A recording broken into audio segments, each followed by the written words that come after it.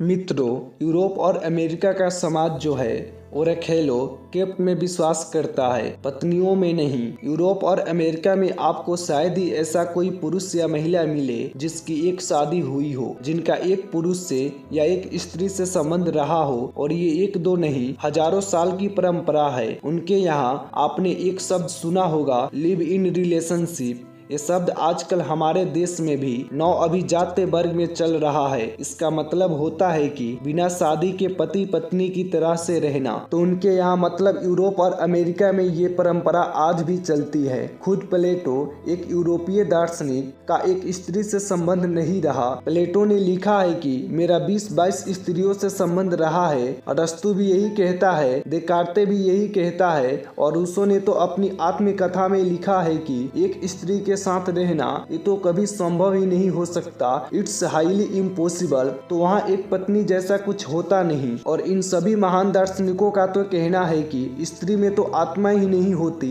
स्त्री तो मेज और कुर्सी के समान है। जब पुराने से मन भर गया तो पुराना हटा के नया ले आए। तो बीच बीच में यूरोप में कुछ कुछ ऐसे लोग निकले जिन्होंने इन बातों का विरोध किया और इन रहन सहन की व्यवस्थाओं पर कड़ी टिप्पणी की। उन कुछ लोगों में से एक ऐसे ही यूरोपियन व्यक्ति थे जो आज से लगभग 1500 साल पहले पैदा हुए। उनका नाम था वैलेंटाइन। और ये कहानी है 478 एडी आफ्टर डेथ की, यानी ईसा की मृत्यु के बाद। उस वैलेंटाइन नाम के महापुरुष का कहना था कि हम लोग यूरोप के लोग जो शारीरिक संबंध रखते हैं कुत्तों की तरह से, जानवरों की तरह से, ये अच्छा नहीं है। इससे सेक्स जनित रोग होते हैं, इनको सुधारो। एक पति एक पत्नी के साथ रहो, विवाह करके रहो, शारीरिक संबंधों को उसके बाद ही शुरू करो। ऐसी ऐसी बातें वो करते थे। और वो वैलेंटाइन महाशय उन सभी लोगों को ये सब सिखाते थे, बताते थे जो उनके पास आते थे। रोज उनका भाषण यही चलता था, रोम में घूम घूम कर। संयोग से वो चर्च के पादरी हो गए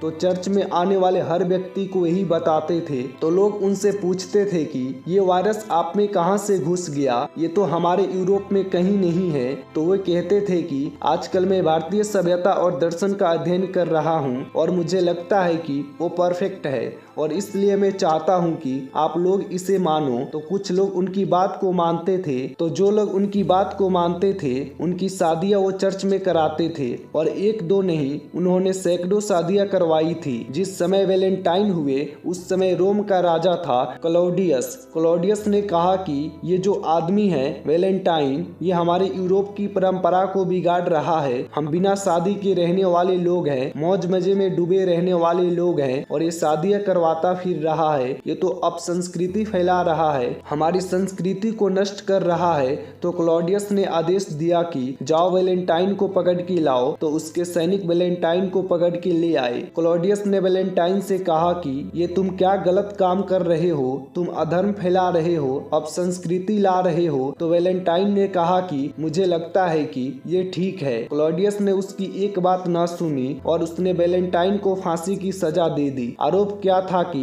वो बच्चों की शादियां कराते थे, मतलब शादी करना जुर्म था। क्लॉडियस ने उन सभी बच्चों को बुलाया जिनकी शादी वैलेंटाइन ने करवाई थी और उन सभी के सामने वैलेंटाइन को 14 फरवरी 498 ईस्वी को फांसी दे दिया गया। पता नहीं आप में से कितने लोगों को मालूम है कि पूरे यूरोप में 1950 ईस्वी तक खुले मैदान में सार्वजनिक तौर पर फांसी देने की परंपरा थी। तो जिन बच्चों ने वैलेंटाइन के कहने पर शादी की थी वो बहुत दुखी हुए और उन सब ने उस वैलेंटाइन की दुखद याद में 14 फरवरी को वैलेंटाइन डे मनाना शुरू किया। तो उस दिन से यूरोप में वैलेंटाइन डे मनाया जाता है। मतलब ये हुआ कि वैलेंटाइन जो कि यूरोप में शादियां करवाते फिरते थे, चूंकि राजा ने उनको फांसी की सजा दे दी तो उनकी याद में वैलेंटाइन डे मनाया जाता है। ये था वैलेंटाइन डे का इतिहास और इसके पीछे का आधार। अब यही वैलेंटाइन डे भारत में आ गया है जहाँ शादी होना एकदम सामान्य बात है। यहाँ तो कोई बिना शादी के घूमता हो तो अद्भुत या अचरज लगे, लेकिन यूरोप में शादी होना ही सबसे असामान्य बात है। अब ये वैलेंटाइन डे